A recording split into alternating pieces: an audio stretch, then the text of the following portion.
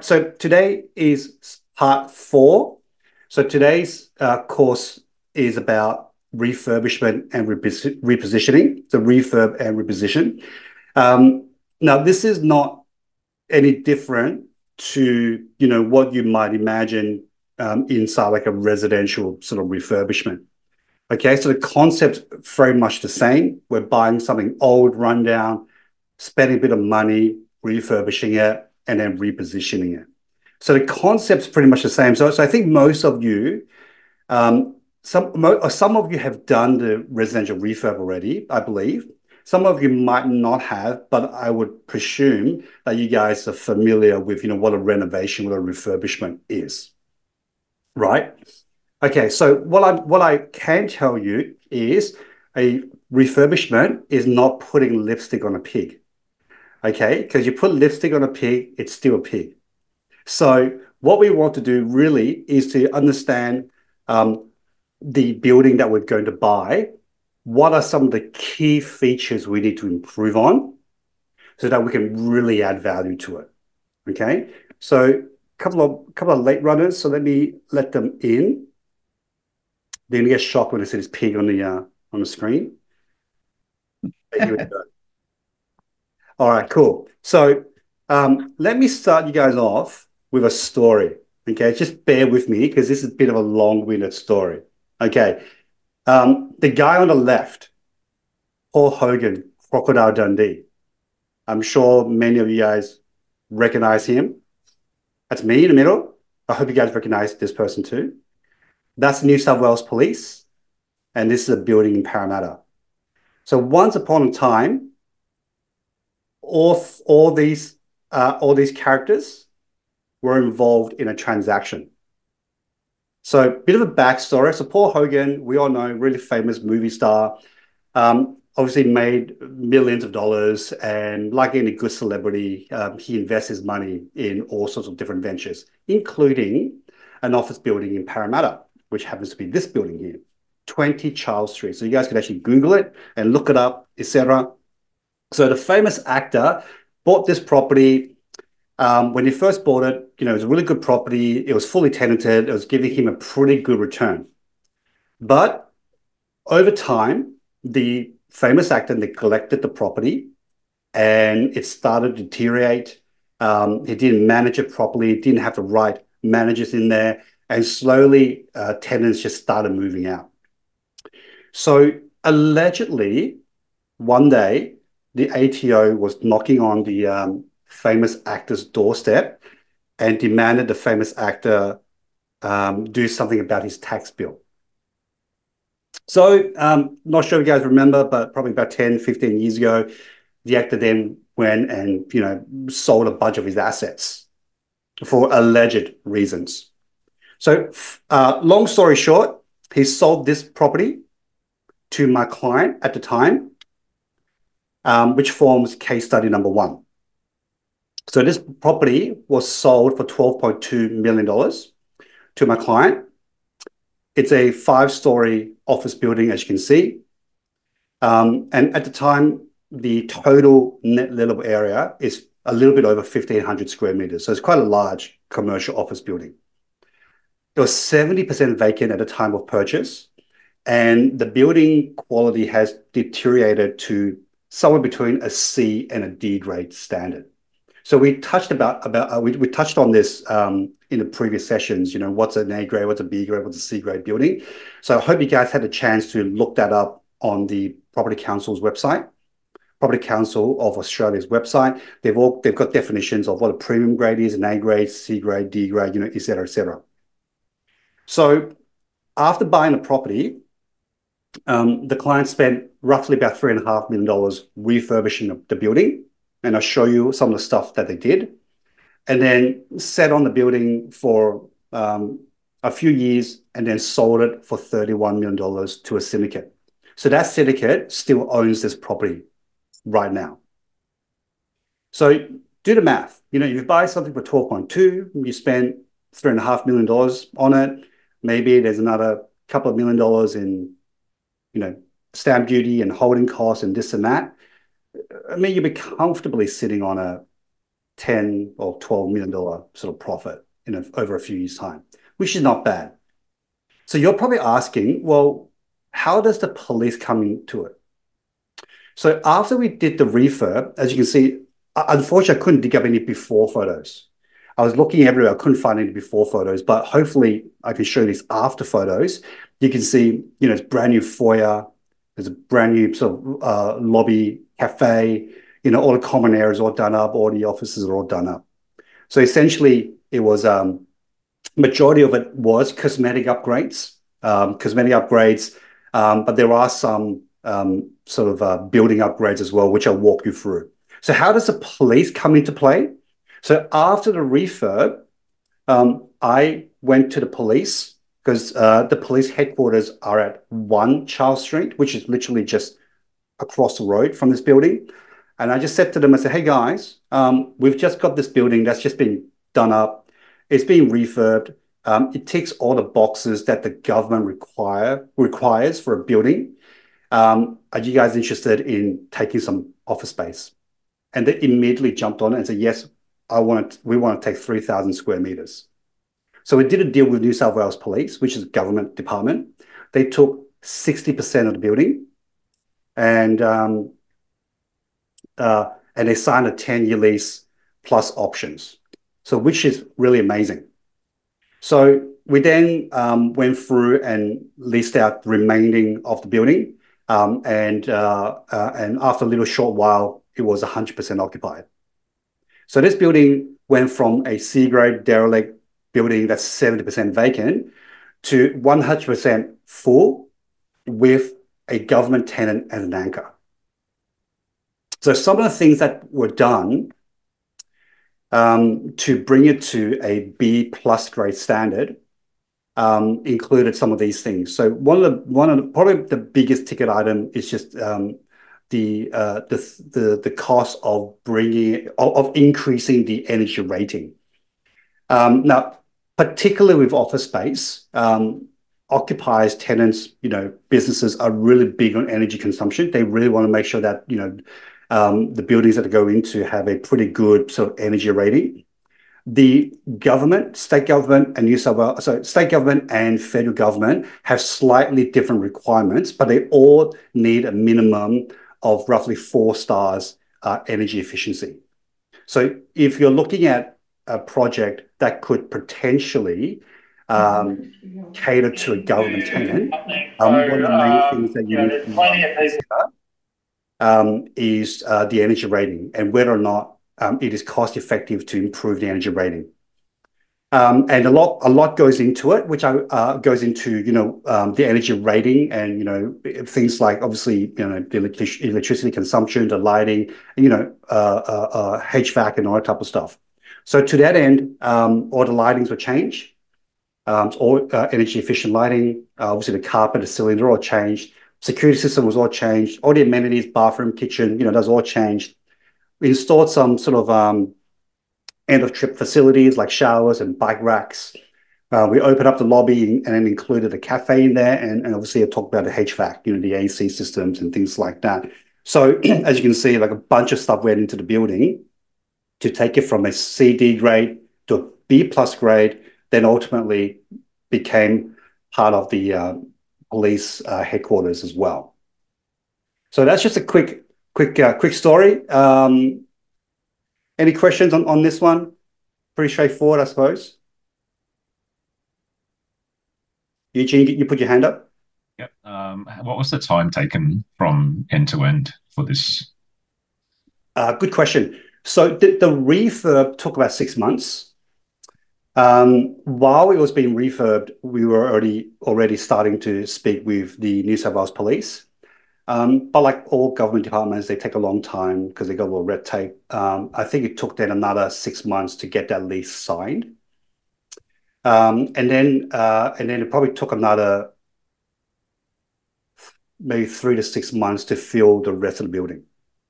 So from settlement to getting it all done, refurb, fully let, about 18 months. The client then held on to the property for another, I think, 2.5 years before selling it. Yeah. So the active period is about 18 months. Okay. Well, thank you. No worries. So obviously, I'm showing you a big, asset at the moment, but that's just really to illustrate, the power of refurbishment. You can turn something that's really, really run down, and then you can, 2x, 3x your valuation. You know how to do it right. One of the key things that I want to talk about moving on is that now that we've done 3 sessions and this is our fourth session, we're going to start exploring strategy stacking case studies. Okay, so the way that I designed the course was basically starting from the easiest strategy, and then we basically go to the harder one, harder one, harder one, harder one. So now that we've done several, you start seeing case studies where there are what I call strategy stacking. So there's a lot of instances where you could do a refurb plus a rental reversion. You could do a refurb plus a divide and conquer or subdivision, or you can do a refurb and flip, maybe to an owner occupier or something like that. A lot of times, and I'll talk about this as we go along today, a lot of times you can do pre-commitment deals whereby you've secured the property before you spend a dollar doing a refurb. Go out to the market and see who wants to either lease or buy the property off you once it's all done up. So a lot of times what you could do, you could actually line up an owner occupier at the end and say to them, hey, look, if you want to, if you want me to, if you want to buy this property off me after it's done, then here's what's going to cost and here's a timeline, blah, blah, blah. So that's one way to de-risk the project, which I'm going to talk about later on this course. So just bear in mind now, start to try to remember all the things that you've learned so far, and then identify opportunities where you can strategy stack. So when it comes to refurb and repositioning, here are some of the things that are worth understanding. So number one is comparable rates across grades. So, I touched on this in the previous session. There's always different price brackets, as you kind of move up and down the building grades. So even obviously an A grade building is going to attract a higher rent and a higher price versus, a C grade, D grade building. So it's really important to be able to track what those are in any given market, whether it's office space, whether it's retail, whether it's industrial. Each grade would have its own sort of price bracket. Sometimes these do sort of blend in a little bit, so it's not like a clear cut. A becomes X and then B becomes X. There's always a little bit of a transition, but nonetheless, that's one of the things you want to understand. The other thing also is trends. Okay, what are the latest trends? Going back 30 years ago, when you're building a building or when you're refurbishing a building, you're not really going to consider too much about having NBN in there. You're not going to really think about having high speed networks in there or fiber cabling in there, right? And as technology evolves, as consumer behavior changes, there's going to be trends that's going to emerge, and there's going to be trends in the building space as well. So identify what those trends are, what people need, what people want, and then you'll be able to then use some of that. The other thing that's important to understand is owner occupier versus tenant demand, because at the end of the day, like any given market, you want someone to take the building off you, whether you're leasing it to someone or whether you're selling to someone. Getting a good handle on building costs is very important, and this will just come through experience. There is a hack. There is one hack which I'll share with you guys in a moment, but just understanding general high-level building costs is really important, especially when you're triaging, and then also understanding sort of tax and depreciation implications as well. Okay, so these are some of the things that are really important to sort of learn and understand, specifically with refurb opportunities. So I've sort of talked about some of these already, so I'll just skip through some of these slides. One of the things also I forgot to mention is when we're looking at trends, sometimes we can get a little bit carried away and do too much. So really try to understand what implementations will actually move the numbers versus what are nice to have. For like as an example, this again, an example, is it better to have electric roller shutter doors or is it better to have, manual, roller shutter doors? And that's going to come down to the market and how much tenants are willing to pay, right? And then another one is, is it better to have this type of lighting versus this type of lighting, all those type of things. We talked about owner occupied versus tenant demand, and I just want to elaborate on this. Is that this is going to come down to what your intentions are as well. Are you looking to refurb and flip the property, or are you looking to refurb and hold the property? Again, there's no right or wrong answer. It just depends on your preference. If your preference is to, I just want to move from project to project, I just want to flip it, then, you might then do the refurb in a way that might be a little bit more catered towards owner occupiers. So you understand, what owner occupiers want in the building versus what tenants want. And then obviously, you're looking at buying and holding, then again, understanding what tenants want. And also to that end, understanding building costs, because if you're looking to, buy and hold, you might actually want to spend a little bit more money up front. So this book, guys, you guys might want to write it down. This is a little hack. Okay, so this is the Rawson's Construction Cost Guide, 2024. It's not cheap, but this gives you a high level view on building costs. Now, Elias, I don't know whether you're still here, but you might tell us, nah, this is all rubbish. So I'd love to kind of get your thoughts on this one. Yeah, hi. I haven't really had a look at this book, construction book at this stage. Obviously, we do our own quotes and own ballpark figures, so it's interesting to go through them to have a look at the costs and see where they are up to date. I'm sure they are up to date, but there's always different variations, which you don't know what's going to come with every building. Every building's different, so I'll have a look at it. I'll definitely have a look at it and go through it all and compare it. Yeah, cool. All right, thanks for the feedback. So guys, look, just like what Elias said, this is a guide. Look, at the end of the day, you're going to have to speak to builders and contractors to get actual quotes and things. But while you guys are just starting, it might be worthwhile, getting this book, so that you guys can sort of, have some sort of high level understanding of, what some of those building costs are. So here's a little bit of a hack, guys. All right, cool. Sorry, Will, can I interrupt a little bit? Yes, please. Just one thing I do recommend, obviously, is when you are getting quotes, obviously try to compare apples to apples, because and definitely you're going to get 2 to 3 quotes. But yeah, definitely compare apples to apples, because there's you can always meet someone like myself there and tell them you want certain items to be quoted, and then you can meet someone else and you tell them something different. So just make sure when you get a price that you take your time to compare it all, because that makes a big difference. And there could be quotes from 30 grand to 100 grand, and it could be a difference of 20 grand there. So just make sure you compare apples with apples. Yeah, cool. No, that's great advice.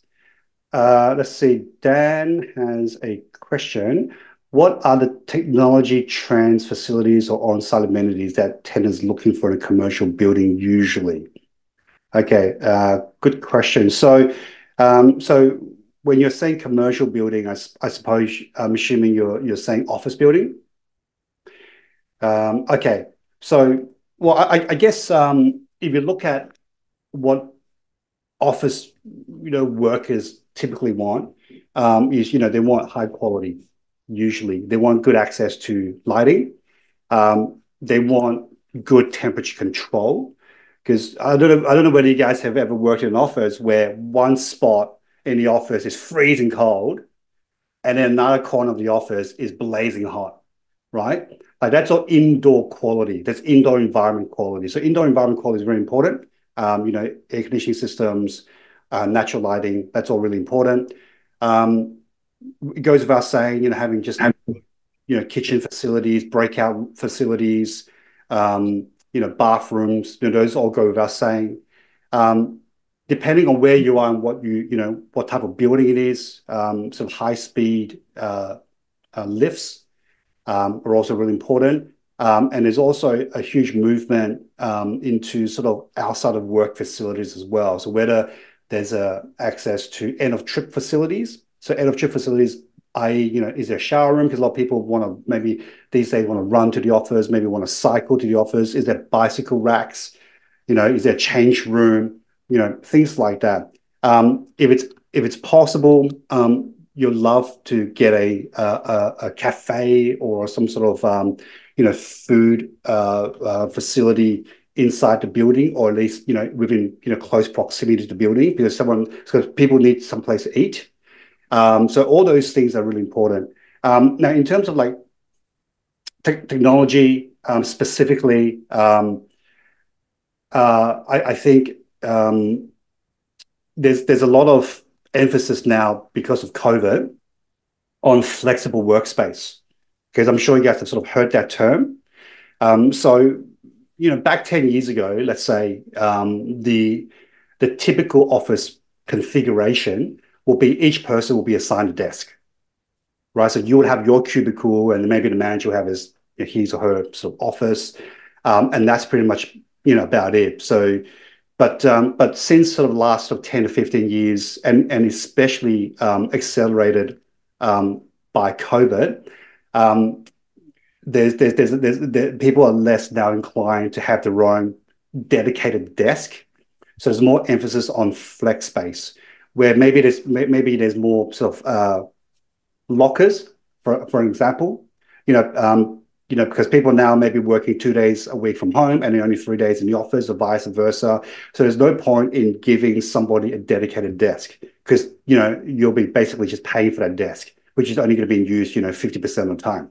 So maybe having locker facilities for people to put their stuff in the locker when they're not in the office, and then when they're in the office, then they can then just go find a desk that they can go work in. It's a bit like hot desking.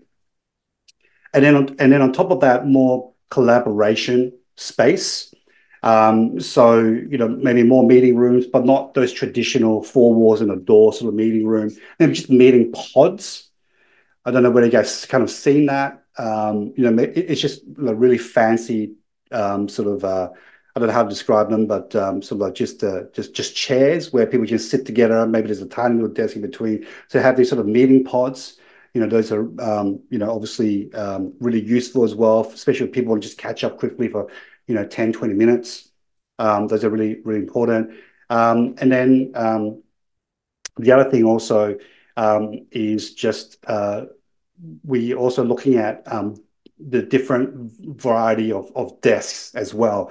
There's a big movement now, with sort of standing desks. I'm using a standing desk right now at home, but there's a big movement of that as well. And then also the ability to put things together and take them apart. So more flexible furniture, where maybe you can put 4 or 5 desks together to form a bigger sort of conference meeting area, or maybe then having the flexibility to then take that apart. So those are sort of some of the trends in the office space, so to speak. But all the fundamentals are indoor environment quality. That's really important. I think that's probably one of the major things that tenants look for. So I hope that answers your question. So will these trends will change over time? What's the best way to get up to date on what is the latest trends if you are to do a project like this? Yeah. So you're not gonna like my answer, but go look at stuff, right? So go look at a bunch of new builds and identify what they've put in. Obviously, I have limited knowledge, but there are so many outstanding architects out there that are designing new stuff every single day. So whether you're looking at new office space, whether you're looking at new retail space, new industrial space, it's good to just get out and have a look. and then you can compare. You might be able to identify, for example, in retail, in warehouse spaces, how they configure the office component versus the warehouse component. Like traditionally, you'll find that the configuration of a warehouse and office is that they'll build the warehouse and then they'll then build the office inside the envelope of the warehouse, right? And then that's where you get like mezzanine levels and things like that. Some of the newer industrial properties, they actually build the office component external to the warehouse component. That means you get a lot more efficiency of space. And then the office space, if it's not utilized, you can then potentially sublease it to another party because it's not internal. So some of those just like little trends that are happening. One of the things about building trends is they're a little bit slower to be adopted. So it's not like you'll miss the trend, so to speak, right? So it's not like AI at the moment. It's going so fast, right? With building, generally, there's a bit of a lag time. It does take a little bit longer to transition into the real life. So if you look hard enough, you look at enough buildings, you'll be able to identify some of those trends. Okay. Is Australia generally behind other countries with adoption of these sorts of trends in any of the asset classes? Like, is there particular countries that are in front with these sorts of things? Actually, Australia is on the forefront of a lot of these things. So we're actually early adopters. So the Australian market in general, we're probably very close in terms of trends with the North American markets. We adopt a lot of what they do, and we adopt it relatively quickly. Our financial system is kind of pretty much mimic theirs. So our sort of consumer behavior also mimics them. And ultimately, our financing structure and our consumer behavior structure will then lead into what people would want in a building.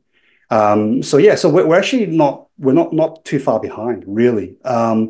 In terms of scale, obviously, we're not going to be as big of a scale as places like Tokyo or Hong Kong or Singapore, where they have massive buildings which are 100 stories. So we're not going to have that type of scale. But in terms of trends, we're pretty good. Top 10, if I must say. Cool. Yeah. All right, cool. All right, so moving on. So tax and depreciation. So we talked about that. So consult your accountant first. That's really important. Sorry, this slide shouldn't be there. Okay, case study number 2. Okay, so I want to get into this one. I think I briefly talked about it in my previous sessions, but I want to take the opportunity to take a deep dive into this. I'm going to talk about the property itself. I'm going to talk about how we put the deal together, and I'm also going to talk about the actual executable strategy and the game plan. So we'll spend quite a bit of time on this. So feel free to ask questions on this one. Okay, so big picture, mixed-use property in Toowoomba. So as you can see from the photo, you've got a couple of retail shops in the front. You've got a couple of warehouses on the other side. You've got residents on top. And then towards the back, there's a bunch of little warehouses as well. 2.3 was the acquisition price. There's 12 tenants across the entire complex. At 2.3 million, it's giving us an initial yield of 6.25%. So which is not bad, right? So enough to fund the acquisition. We are anticipating that after the repositioning, the property will be worth around 4.3 million. And I'll show you the numbers in a second, which translate to a net project profit of about 1.3 million. So let me show you guys what this building looks like.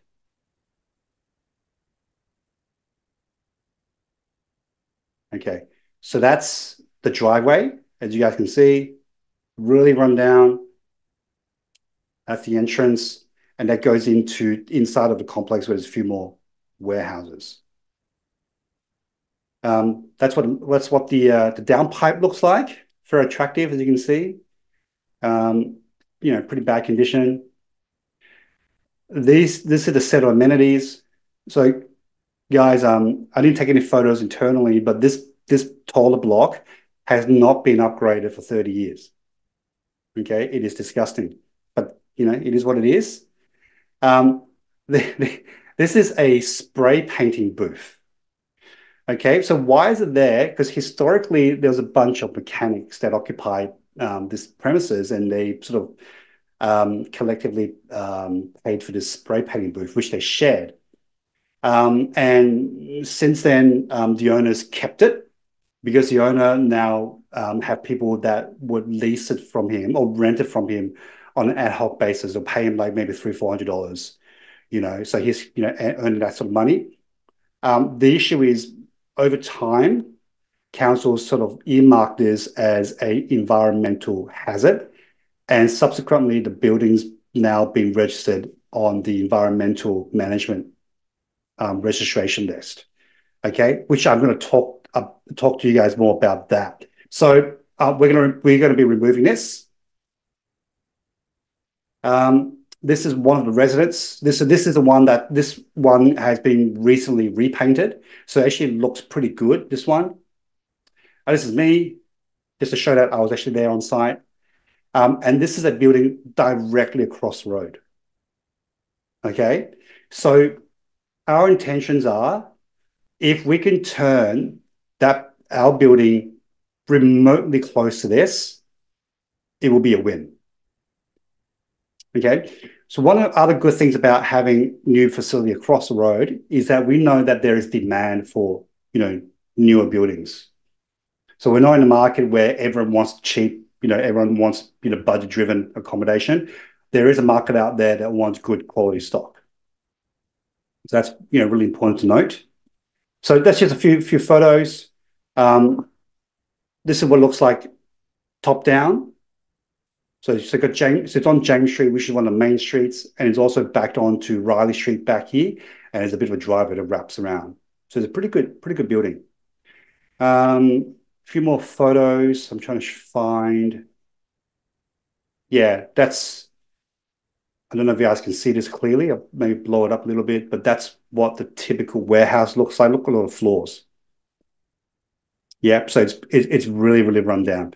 So the owner of this building, or the seller, the guy who owned it previously, the family actually built this back in the 50s, and then it's just been kept inside the family.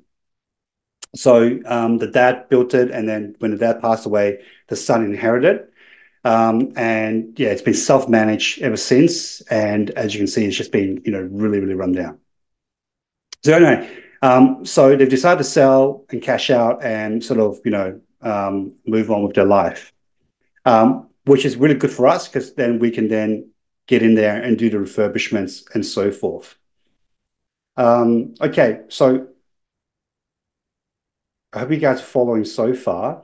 Now, I want to spend a little bit of time on this floor plan because one of the things that we are doing is converting the residence into office space. The reason for that is we feel like we can attract probably better quality tenants, and B, the overall rental is actually higher.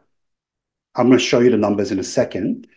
So what we are looking to do, because there's two sites, we're looking to basically put up a couple of walls, wall up here, and another doorway here. So we're going to have 4 offices on this floor. And in here, we're going to put a few more walls. So we're going to put a wall down here to create a corridor and then cut that in half. So we're going to have 1, 2, 3, 4, 5, 6 offices. And who are we targeting? So we're targeting small business owners. So targeting, chiropractors. We're targeting maybe a small accounting firm, maybe like the accountant plus 1 assistant. We're counting some sort of consultants that just need a little office space. maybe a specialist that needs some sort of consulting space, just small businesses. And we kind of done the homework, and there's a demand for that. If you actually look around all the major capital cities, you'll find these similar sort of hubs where small businesses kind of share office spaces together. That's essentially what we're trying to do. And the idea is, we felt that a reasonable business should be able to afford somewhere between $100 to $150 per week in rent. So time this by 10 rooms, so we should be getting around, 1,500 a week, about 75 grand a year in rent. Compared to, we're just currently getting, I think, about $350 per week per room, per tenancy. So looking into the numbers now, it'll make sense now once I've show you the numbers.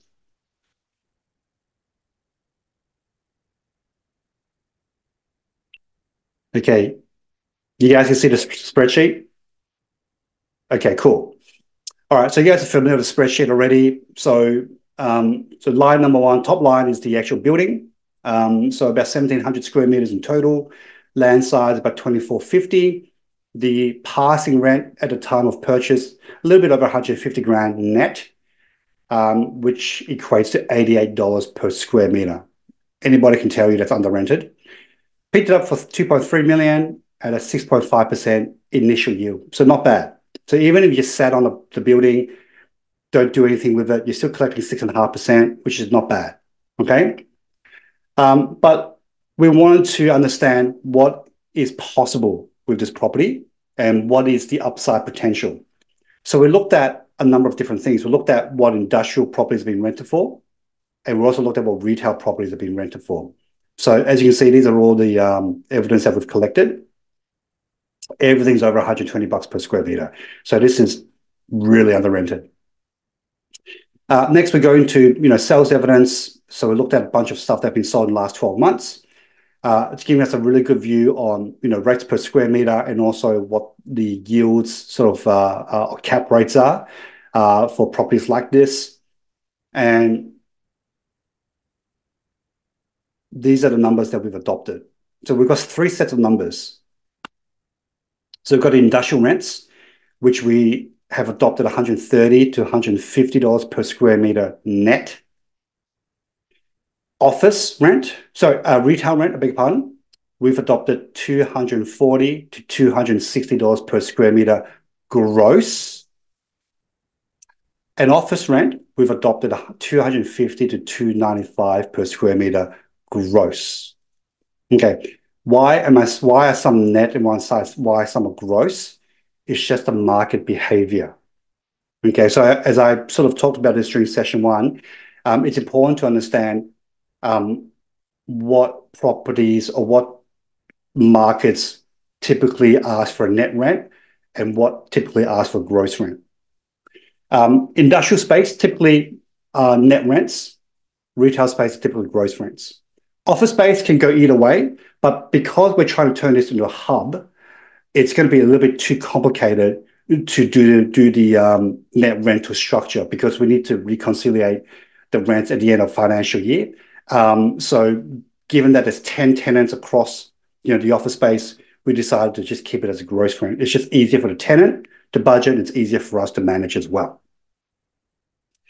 So here's the tenancy schedule. Basically, most of these guys are all either on short-term or monthly leases, which is great for us because then we can go in and do the refurbishment works. And then you can see from here, like a lot of these guys are paying 70 bucks a meter, 60 bucks a meter. Like rents are all over the place. Like this cafe is paying $260 a meter. So rents are all over the place because it's been really poorly managed. What we're looking to do is to go in, obviously fix it all up. And these are the rents that we're anticipating. So the lower range with the industrial space will be about $150 per meter. The retail space will be about $260, and the resi / office space that we're turning into will be 250 a meter. And then the upper range would be somewhere, between 160 for the industrial space to 270 for the retail and 295 for the office space. Make sense so far? Cool. So the potential rental for this asset, once it's all completed, we should get somewhere between 300 grand to about 330 grand per annum in net rent, which is not bad. So essentially we're doubling or more than doubling the rent, which is pretty cool. So going into the cap rate, so we're being a little bit conservative. So we're saying 6.75% will be a fair cap rate for a building like this once it's all done up. Okay, so that will then translate to end value of around 4,850,000, give or take, which is pretty good, right? If you're buying it for 2.3 million and it's going to be valued at 4.8 million, that's pretty good, right? Yeah, I think so too. So let's have a look at the feasibility and understand how much it's actually going to cost us to get there. So acquisition 2.3 million, stamp duty, closing costs, legal costs, building inspection, etc., consulting fees. So all up about 2,468,000 to buy the property. That's the total acquisition cost. In terms of the works that needs to be done, there's a couple of things here. One is we're being ultra conservative and we're taking the approach that we may need to replace every single tenant. Now, there's a good chance that 25 to 40% of tenants will stay. But again, as you guys know, we want to cater for the worst case scenario. Worst case scenario is all the tenants move out. So we have to replace every single tenant. So there's leasing fees involved there. There'll be incentives involved as well. There'll be holding costs for about 12 months because it's a 12 months project. I'll come back to this in a second. There'll be some outgoings, but there'll also be some rents that's going to offset the cost of doing the leasing campaign. Now, in terms of the refurbishment, we budgeted $424,000 to do what we want to do. And I'm going to show you the list of things that we want to do. And basically includes redoing the bitumen on the driveway, redoing all the concrete floors, repainting the facade, upgrading the toilet, fixing all the downpipes, putting in security lighting, security system, removing the paint booth, and also removing the property from the environmental management registry. So roughly about 424,000. So the quotes actually just came in a few weeks ago, and we're pretty much on the money. So the quotes actually came in at about 400, but we're allowing a bit of buffer room. So total cost, including all the refurb and repositioning, about 3,092,000. We're adopting the lower range at 4.4 million. So it's $1.3 million in profit there. So about 42%.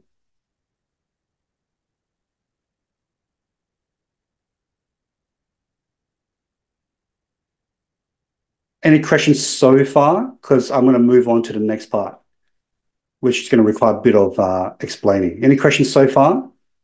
Well, I got a question. Yep. But about this EPR, the registry. EMR. What sort of price? Yeah, EMR, sorry. Yep.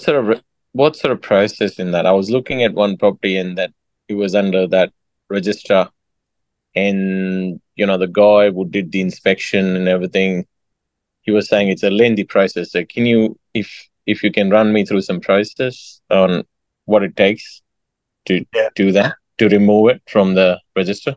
Yeah, it's a case-by-case scenario, right? Because one contamination could be more severe than the next.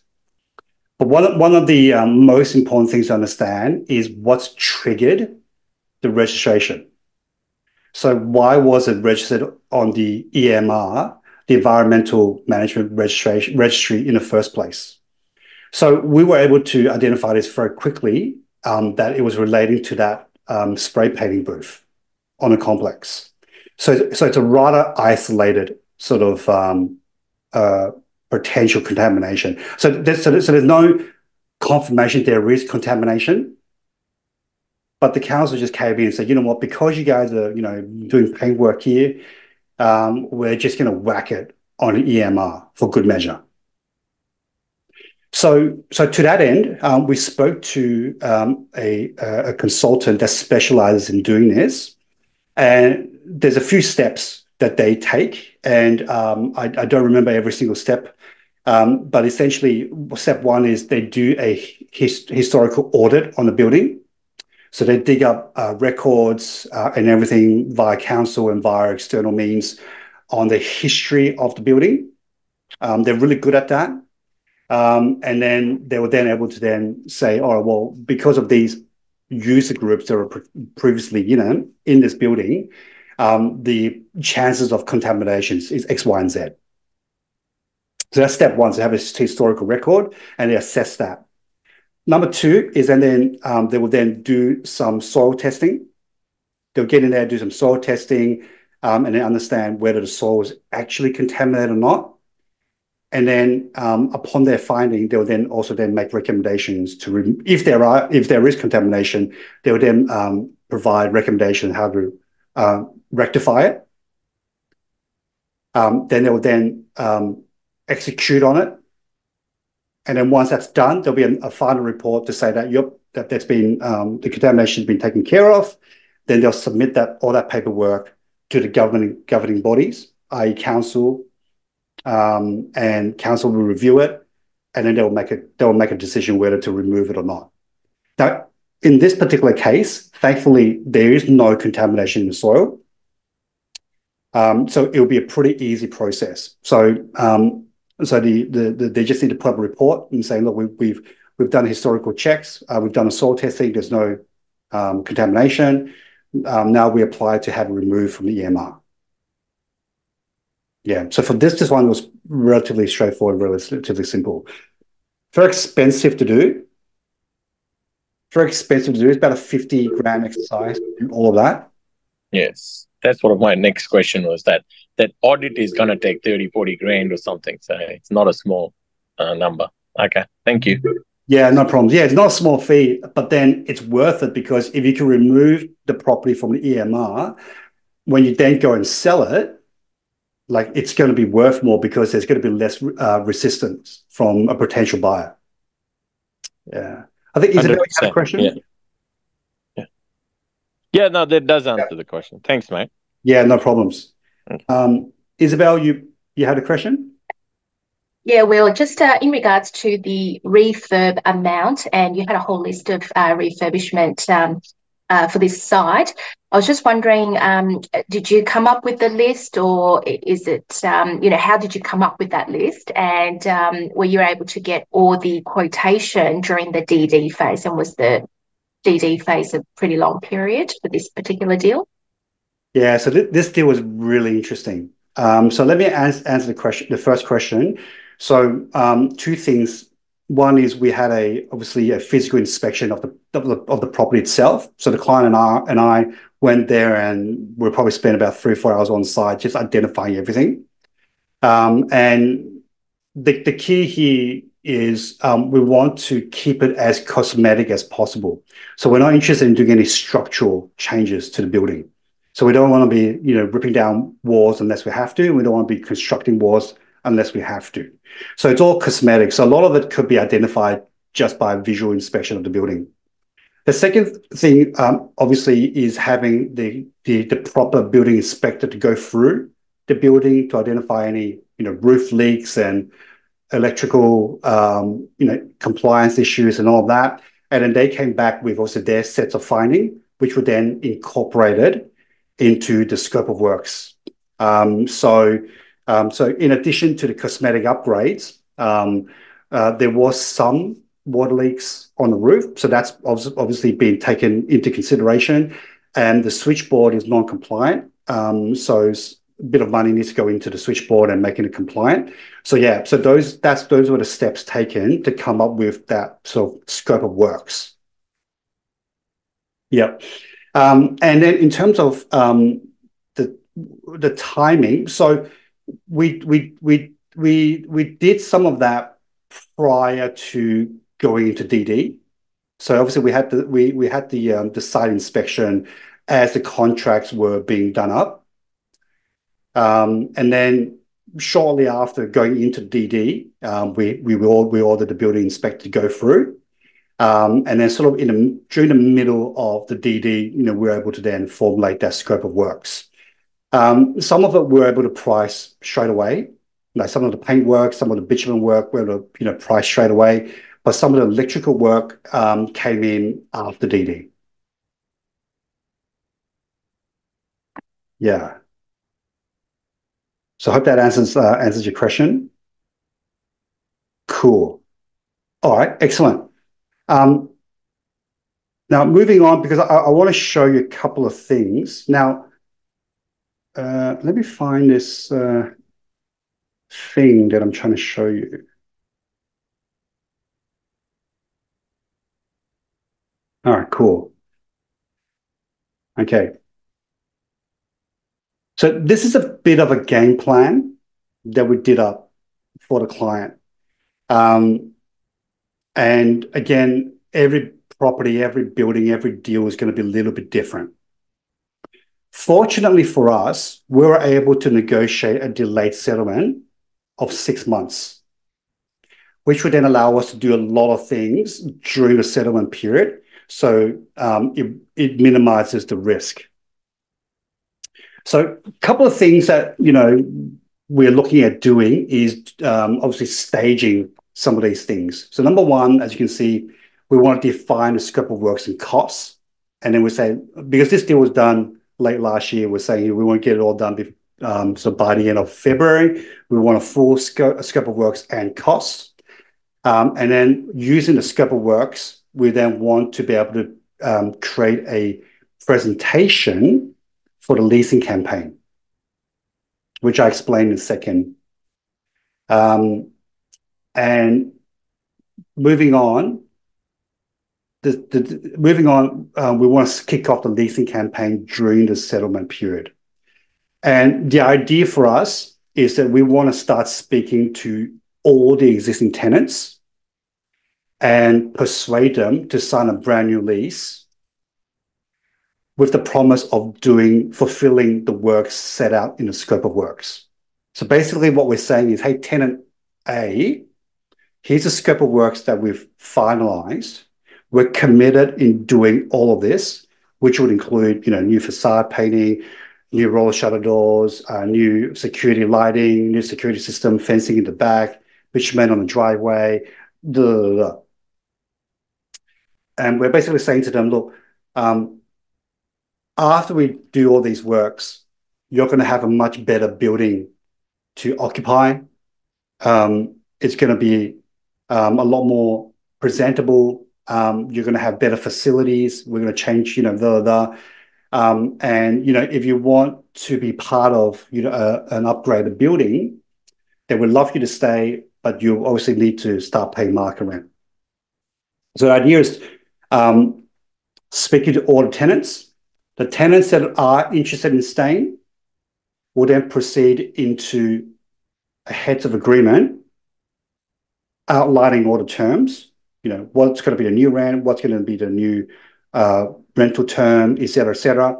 And then we'll also then attach that scope of works onto the heads of agreement.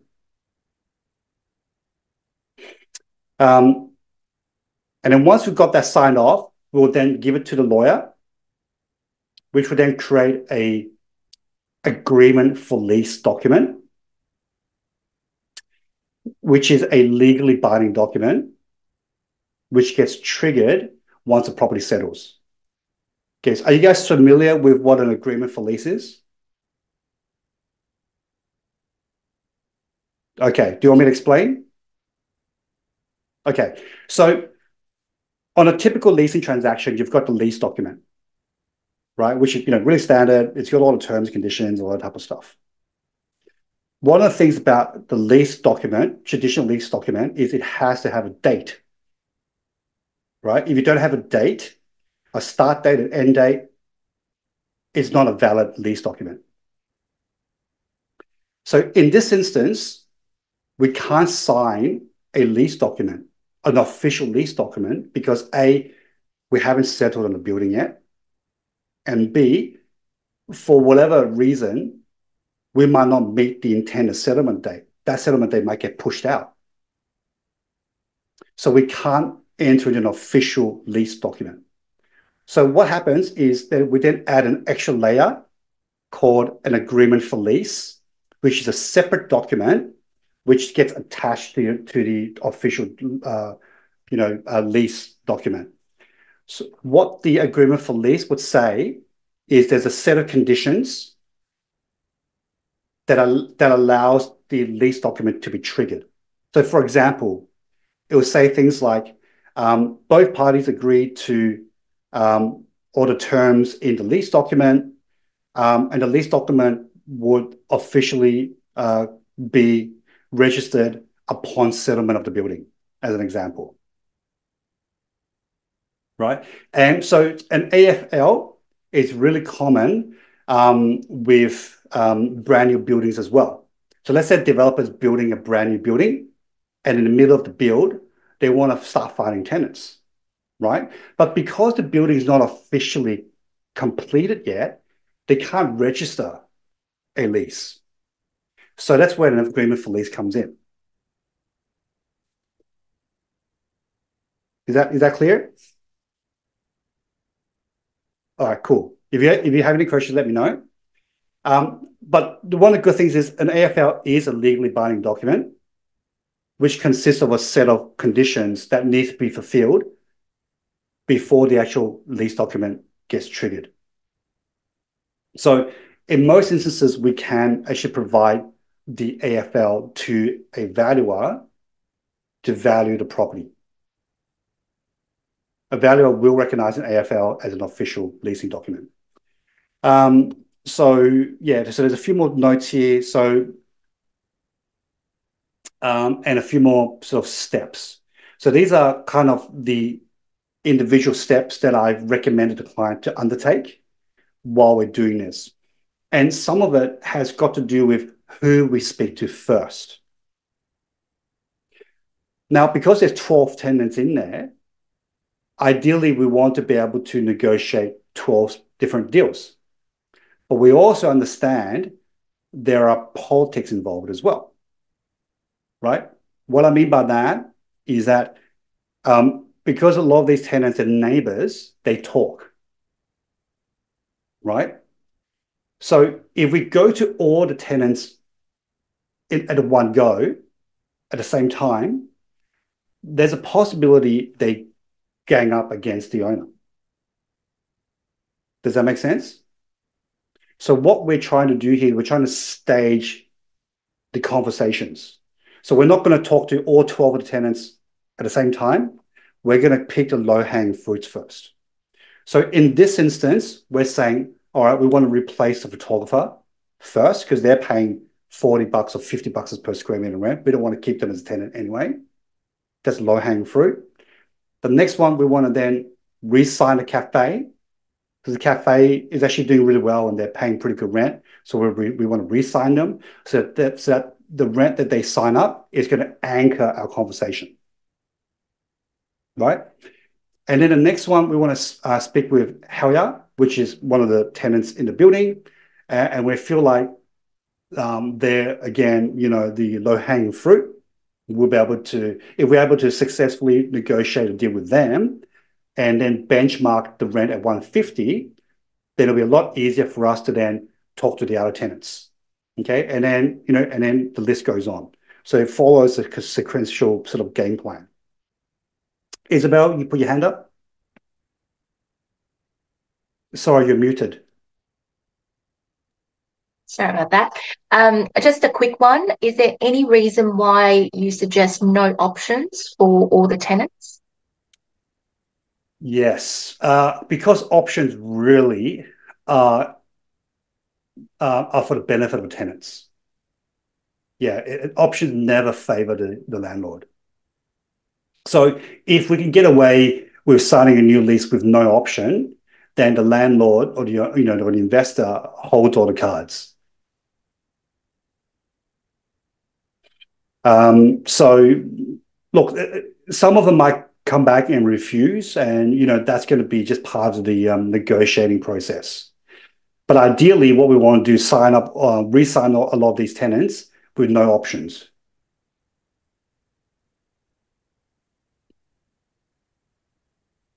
Cool.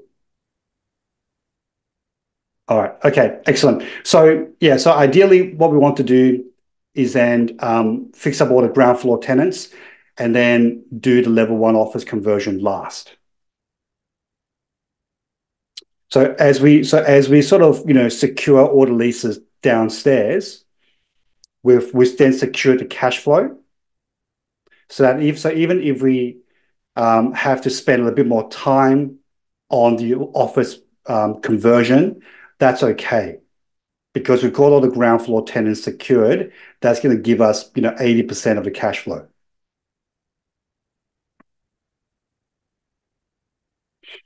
And then our target is to have all these new leases done by June.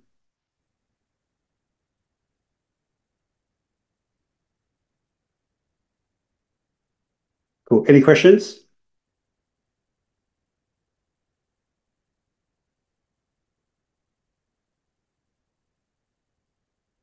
Nope. All right. Cool. Okay, then I'll move on. So yeah, so guys, so here's just one case study. I know a lot of that was a lot to absorb, but I feel like you guys, I'll be able to share more information when I'm showing a case study. Yeah. So again, every deal is going to be different. The way that we've structured this deal will be different to the way we structured the first deal. For instance, right? So case study number 1 with Paul Hogan, the way we structured that deal is different to the way we structured this deal. And then I've got 2 more case studies which I'll show you, and I'm explaining different ways of structuring those deals as well. Okay, so who wants a deal like this? I always ask. Yeah, most of you guys do. Yep, excellent. Okay, so things to consider. Okay, first question, really important one, is do you want to project manage yourself, or do you want to appoint a project manager to do it? Okay, so someone like Elias, he'll probably do it himself because he's an expert in that, right? Or he might say, you know what, like I'm just too busy. I might just appoint an external project manager to do it, right? All right, Elias, do you want to shed some light to that? What are the advantages and disadvantages in your view?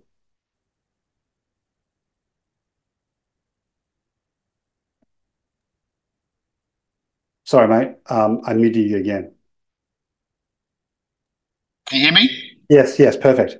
Yeah, so basically, I'll come across this a lot as well, that some of the clients, if they're landlords or potential businesses that are moving into a property, like to take care of a few items. But what happens is when you get someone to project manage the whole job altogether, they can align all the trades in their time frame, so it all runs smoothly. So having a project manager does help a lot. It does cost a little bit more, but you have to understand that time that it takes, like someone like myself, to manage the projects takes all that time away from yourself. So we complete all work, and then we just send everyone daily reports / photos / progress, and at the end they see a result. So they can stick with their day-to-day business.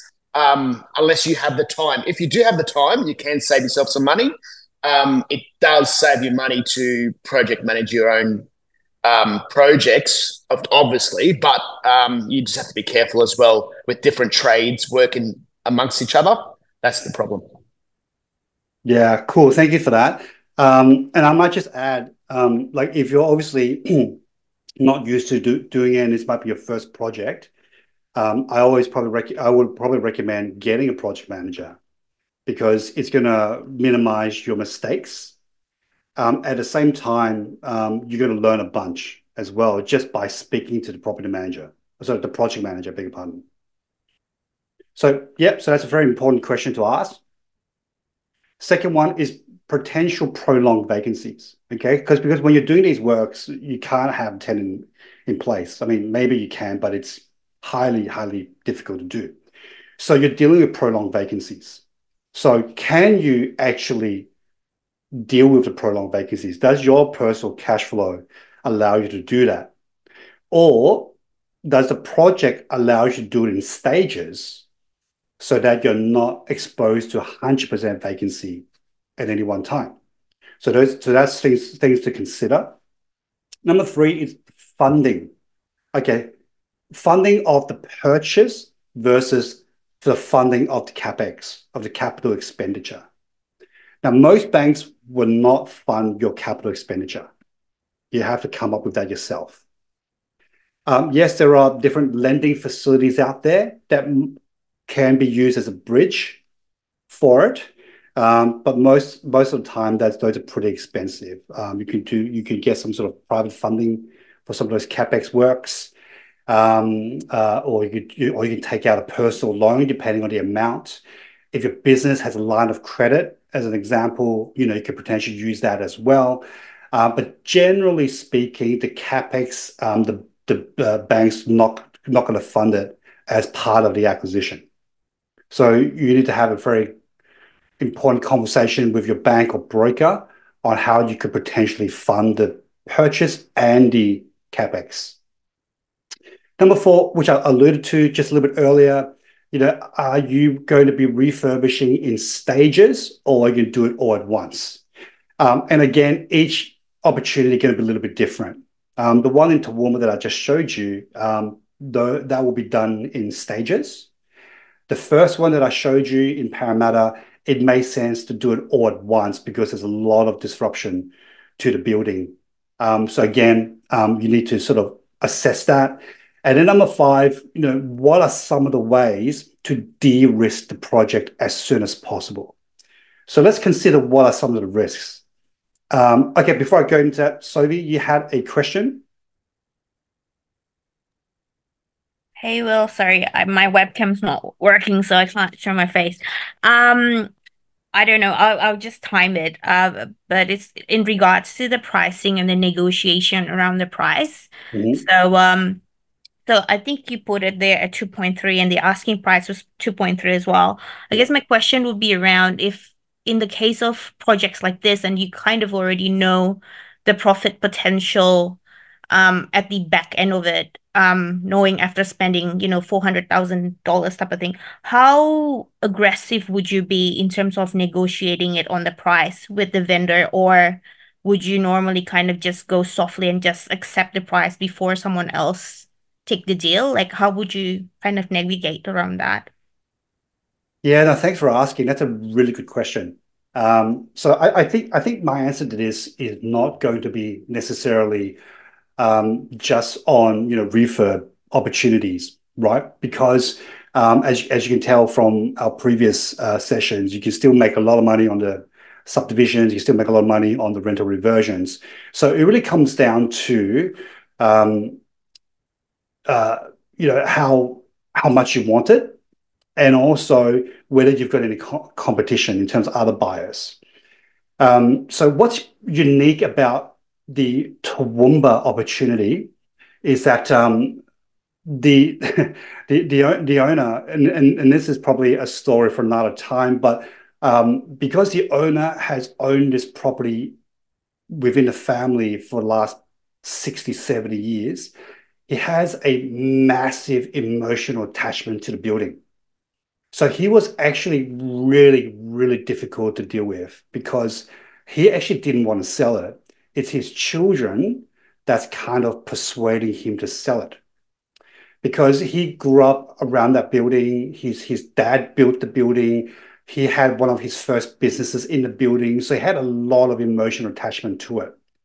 So to that end, he basically said, look, this is the price, take it or leave it.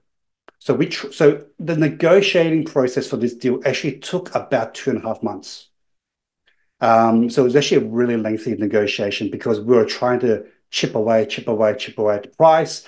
And, at some point of the negotiation, he basically told us to F off. But then, we basically came back to the table. So if eventually we couldn't move the price, but that's okay because we came to some sort of conversation in terms of the settlement period. So, we said to them, look, all right, you have your price, that's fine, but we want a longer settlement period. And then, that took about 3 weeks to negotiate. So to answer your question in a roundabout way, we kind of have to assess the situation. So if there's another buyer, like, around the corner that's going to pounce on the opportunity because it's so good, then maybe you need to, just take the deal as it is. But with Toowoomba, we were pretty much the only buyer that had the patience to deal with this owner. So we didn't have any competition, other buyers, competing against it. So we were able to negotiate the deal that still worked for us. So I hope that makes sense. Yeah, thank you. Cool, brilliant. Okay. Just moving on. So the last point here is like, what are some of the ways to de-risk the project, and how can you do that as soon as possible? So consider what are the moving parts. Okay, the most obvious one is the cost of refurbishment and the time delay potentially of the refurbishment, and the funding of it as well, right? So those three are probably the most obvious ones. And here are some tactics that you could use to potentially reduce risk. Now, you may or may not be able to use all of them, or maybe in some deals you won't be able to use any of them. But here's just some ideas for you guys to consider. So one of the first and probably one of the most easiest one to get is a delayed settlement. And delayed settlement is really good for a number of reasons. One is it's going to allow you the time to really, get your scope of works done properly. So it gives you ample time to get consultants in there to cost, all the jobs properly, and also maybe give you time to consider all angles, and also, potentially give you time to start negotiating with some of the existing tenants as well. So delay settlement is really useful for those reasons. And also, you're not committing any funds at this stage. You might be committing to 5 or 10% on exchange, but that's pretty much about it. You're not paying mortgages at the moment. But you could do most of your heavy lifting during the settlement period, so that when settlement does come, you're hitting the ground running. So you're not wasting any time. The second point is early access for works. Now, not a lot of landlords would agree to that, but occasionally there will be landlords that will agree to it. So what does early access for works means? It just means that during the settlement period, you can actually get into the building and start doing the refurbishments. So why is that an advantage, and why would landlords or owners, sellers agree to that? So a number of reasons. One is if there's a building that's just been vacant and is derelict, there is no potential downside to the seller for someone to go in and start doing the works because it's not affecting anything. As a matter of fact, if the buyer has spent $500,000 on doing the works but can't settle, then the seller's actually inherited $500,000 worth of capital works for free, right? So that's one reason why a owner would agree to an early access. Another reason might be you incentivize them, right? You might say, you know what, as part of the deal, we want early access, but we'll pay you a little bit more in exchange for that early access. All right, if no early access, we'll pay $2 million, but for early access, maybe we'll pay you 2.1 or 2.2 million, right? So you got to work out, what's going to be worth it for you. Another reason might be there's a time deadline to get certain things done. So, for example, this is like a really hypothetical situation, but let's say there's a tenant that wants to move into this building, like at a certain date, and you can't get the funding in time to settle right away. So you might say to the landlord, "Hey, look, you know what? Look, let me in, do the works because there's a tenant coming in, and the advantage to you is, if I can't, settle on the building for the reason you've got the works and a new tenant, right? So those are all some of the reasons. So that's part of negotiating. And then what's beneficial for you is you're not coming up with a lot of money, right? Because you're not settling on the building yet. So you're not paying your mortgages, you're not paying any outgoings, you're not putting down your 30-40% deposit, but you've got the ability to get in there and start doing work. So if you can pull this off, early access, that can really, really be really beneficial, because once you finish the works, you might be able to then order a new valuation that's going to be higher than your purchase price, and then you might be able to settle on the building without actually putting down any money. So that's one of the topics that we'll cover off, I think, in part 5 or part 6 of the course. Number 3 is try to do refurbishment works that does not require any DAs. Okay, so if you're doing sort of like for like replacements, typically they don't need a DA, and those are probably the low hanging fruits. But when you start doing building extensions, potentially that's going to trigger DA. If you're doing a change of use, that could potentially trigger a DA. So you want to try to avoid doing things that's going to trigger a DA, because that's another moving part, and that's risk, because those are things that can be outside of your immediate control. Number 4 is doing a pre-lease. So as I explained already in a couple of these examples, if you can pre-lease the opportunity before you spend any money, that's one way of de-risking it, because you already got someone coming in. Number 5, maybe you could partner with a builder. Right? Maybe you don't have all the funds to do. Maybe you don't have the $400,000 to do the refurb. So maybe you partner with a builder and say, you know what, I've just secured this building. Why don't you go do the works, and then we split the profit at the end? That's one way to do it. Or you could partner with the seller in a similar sort of structure, whereby you're the builder. And the way you would do it is there's no property transaction. There's just a JV agreement. So let me elaborate on that a little bit. So let's say the Toowoomba example. Let's say we went to the owner and said, you know what, hey, we know you love the building. We know you don't want to let go of the building, but the building is shit and it deserves better. How about this? How about you hold on to the building? You just give us the rights to refurb the building on your behalf. And then at the end of the refurbishment, we'll order a valuation. So we order valuation now, and then we order a new valuation after refurb is done. If there's any increase in value, we'll split the profit. Right? So the advantage of that is you're not buying a property. You're just getting yourselves involved in the project without owning or transacting on a property. You're just the one that's doing all the hard work, but then you're sharing the profit at the end. Make sense? Sophie, you got a question? Yeah, I do.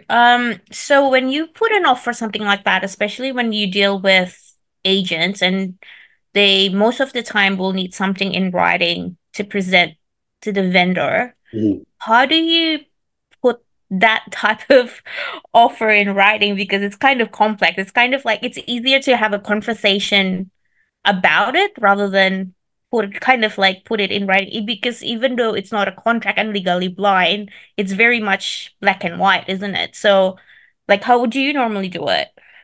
Yeah, so there's two stages, right? So you've got the offer presentation. So the offer presentation is actually probably the most easier one. You basically literally just write down what I've just said, right? And it could be maybe a 2-page or 3-page sort of offer document where you're explaining your intention and then explaining what their involvement in is and explaining what your involvement is. And then you also obviously then it's going to be really beneficial for you to put some projections in there because otherwise they're just probably going to throw in the bin. So the way I would structure that letter of offer is three parts to it. Number one is writing your projection, saying that, hey, look, we intend to spend $424,000 on the building. Here are some of the works we want to do. And then by our estimate, and then you can maybe get the agent to sort of give some of the feedback on it and say that, based on the agent's feedback, if we do these works, the building is likely going to be worth $4 million or $4.2 million, right? So you have that sort of projection in maybe sort of towards the top part of the offer. So you've got their attention. And then the second part of it is what's their involvement. So their involvement is basically they're going to offer the property up and give you early access to do the works, or give you access, not even early access, just give you access to do the works. But they still remain control of everything. They still, they've still got the opportunity to pre-approve all the works that has been proposed. But once they've signed off on it, then they're going to hand us the key, and then we go in and do the works. And then the third part of it is your responsibility and what happens if you don't deliver, right? So maybe there's some sort of compensation that's going to be written in there so that they have no risk. And you also obviously have very little risk. So I'll probably have those three parts. So, what's the projection? What's their responsibility? What's your responsibility? So assuming they accept that, then you'll need a good lawyer to draft up a JV agreement. And, that's going to take, I don't know, a couple of weeks maybe to put together. But that JV agreement would then become legally binding, which means that they would then have to hand over the keys, and then you would then have to deliver what you promised within the parameters of the agreement. So given there's probably a sunset date, so you have to finish the work by a certain date, and maybe you have to deliver it at a certain quality, et cetera, et cetera. Obviously, if you don't have any experience or a lot of experience in doing this, it's good to maybe include the company or the builder that you intend on using, if that builder or that company has a good track record or has credibility. Because you might not have the track record, but someone else might have, right? You're just the person putting a deal together. You're not the person who's actually, going in there with a hammer and a saw. You're going to outsource that to somebody else. So you could potentially, ride on their credibility. So that's how I would probably, put in the offer and structure the deal. I hope that makes sense.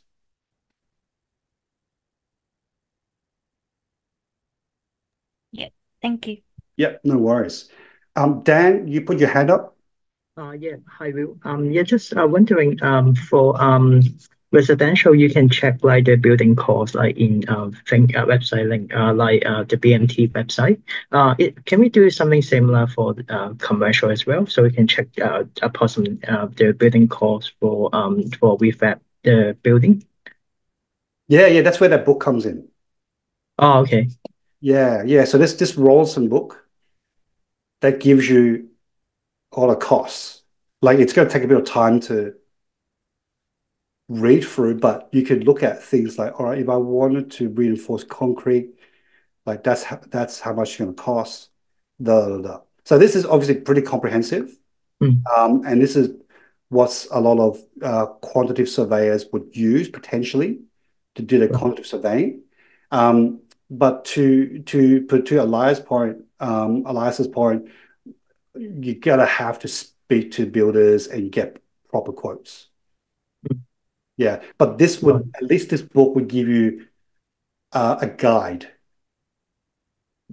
Yeah, and over time you kind of just understand it. But like for example, like over time you just understand that to do do resin like to polish concrete floors probably cost you maybe like 80 to $100 a square meter. Like over time you just kind of like know it, right? You just learn it. But this book will be a good start. Is there any rule of thumb like what sort of like profit margin we're looking at when we do the refurb for the purchase price? It's whatever in your fees. It's whatever you're comfortable with, right? Because like in the Toowoomba fees, that was about a 40% margin. And then you might say to yourself, well, there's a lot of effort that's involved in doing a refurb project. I won't be interested in doing anything less than 30%, right? Because there's so much effort, right? You might say that, but then Eugene might say, you know what, I'm happy with 20%, right? And then Elias might say, I'm happy with 15%, right? So it's whatever you want out of it. But I think generally speaking, if you compare an opportunity like this to the residential space, right? I think in residential space, most people will be looking at maybe sort of a 10 to 20% margin. Then I would probably suggest in the commercial space, you probably want to look at least 20%. Otherwise, it's probably not worth your effort. Okay, yeah, thanks. Yeah. Okay, I've got a few more questions coming through. Let's see who's next.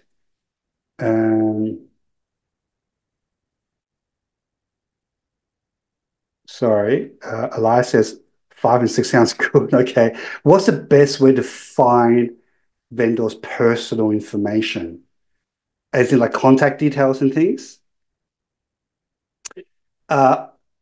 Yes, yeah, contact details. I know RP data, but sometimes it doesn't have their details. So how do you find their names? Like, say I want to approach a vendor to create that deal. Yep, it's really easy. Okay, most commercial properties are bought under a company. The company will be registered under ASIC. You do a company search, you find out who the directors are, it'll give you an address, it'll give you even their birth dates, and then you just go and approach them. Okay, so that's an RP data to find out the company name? No. Oh, yeah, sorry. Yes, you're right. Yeah, go to RP data, find out the company name. Yep, and then do your research through the company name, ASIC. Yes, do a company search for ASIC. Yep. Okay. Yep. Thanks. Yep, no worries. The other tool, some of you guys might remember, white pages.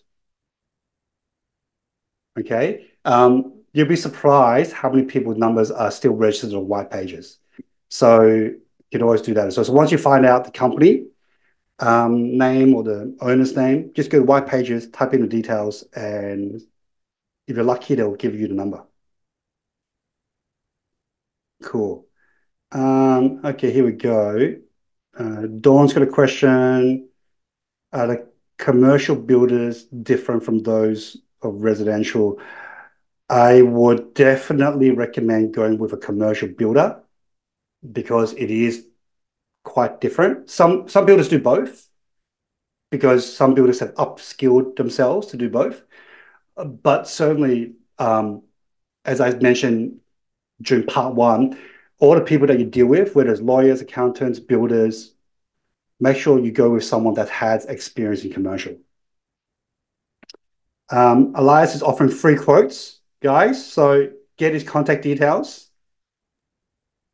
Yes, I'm happy to give free quotes. I do it every day. So I actually work with real estate agents that ring me up and they say, "Oh, can I have a ballpark to remove all these walls because the landlord wants to negotiate with a new tenant. So quotes are free, guys. Reach out, ask whoever you need to, and they'll give it to you. Beautiful. Well, there you go, guys. So make sure you guys contact Elias, get his details, and you guys can talk offline. All right, cool. Natalie had a question. You're giving an idea to the vendor to do it themselves. Not really, because some vendors just don't have the appetite to do it. Maybe they're like semi-retired. They can't be bothered doing a refurb. They don't have the headspace or the energy to do it. But if there's an upside for them without lifting a finger, why not? Right? Or they might be just too busy. So there's all sorts of reasons why they may or may not do it. Yeah, Michael shared some of his own story. Someone targeted him. Tim, what about finding deals through agent, but are they dismissive presenting JV deals to vendors? That's a really good question. Okay, so nobody works for free, right?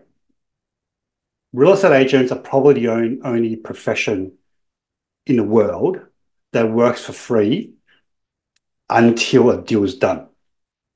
So they are more incentivized to see the end of a sale than to present a JV deal to a vendor. So you're absolutely right about that. So how do you incentivize the agent to present the JV deal? And you can come up with all sorts of different ways to incentivize. One of the most obvious ones will be, hey, you've got potentially two bites of the cherry, because a JV deal might not necessarily be an official sale, but there's some sort of transaction that's happened, right? So the agent might still approach the landlord and say, hey, look, maybe I deserve something out of facilitating this JV deal, right? Maybe it might not be the full commission, maybe it can be a part of it for facilitating this JV deal. All right, that's number one. Or number two, you as a buyer might do it and say, hey, you know what? I know you might not be retained, but how about I pay you to facilitate this JV deal? Okay. And then number two, you sell the end, right? After this is done, what do you reckon the chances are that the vendors want to sell the property? The chances are probably pretty high, because the best time to sell property is right after it's been refurbished. So you can then get a second bite of the cherry and, sell the property at a higher price and get a higher commission.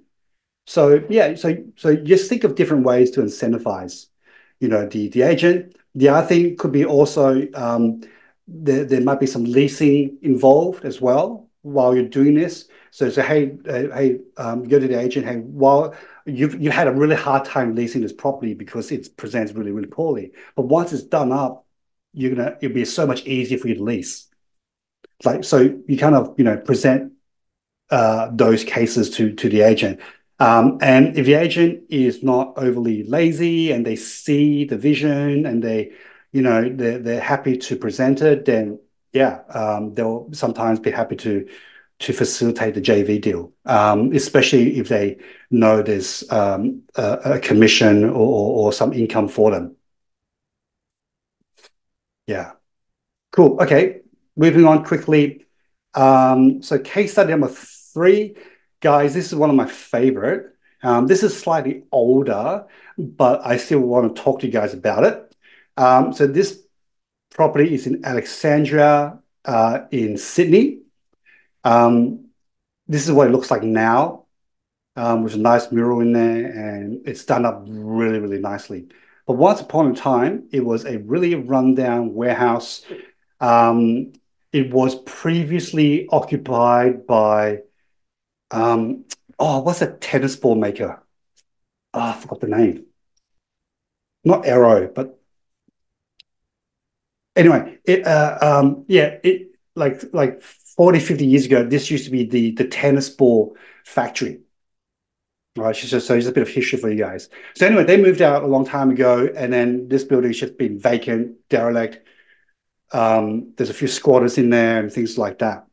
So anyway, client bought it for $8.8 million and then did a complete refurb on it. But he didn't actually spend a lot of money. He only spent about $1.5 million on it.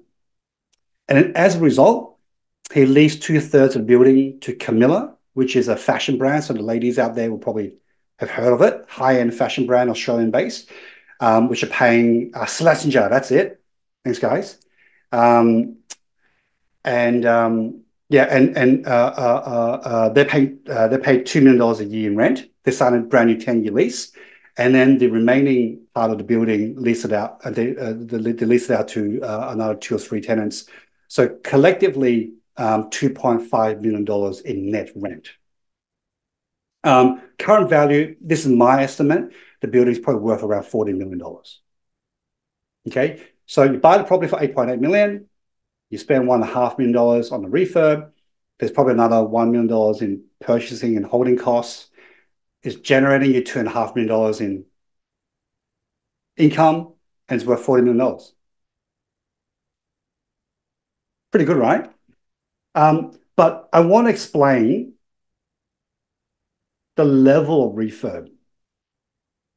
This is really important because a lot of times I feel like investors, they get carried away when it comes to refurb.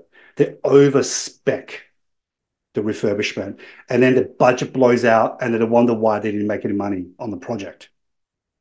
So this investor is really smart. He really understands the market, and he was able to do a really cost-effective refurb. Being in Alexandria, there's a lot of creatives. There's a lot of fashion designers, a lot of architects, a lot of interior designers, et cetera, et cetera. So he wanted to provide a product that's going to appeal to that demographic. So he's not chasing the accountants. He's not chasing the lawyers. He's not chasing those corporate tenants. He's chasing those creatives. So what he did was he left all the graffiti on the wall, as you can see. Internally, left all the graffiti on the wall. Sorry, the photo's not loading for some reason.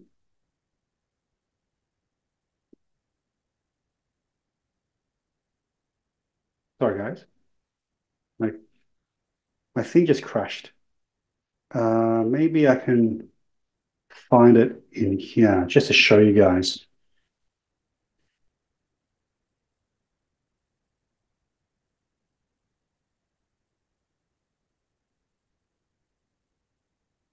Yeah, okay.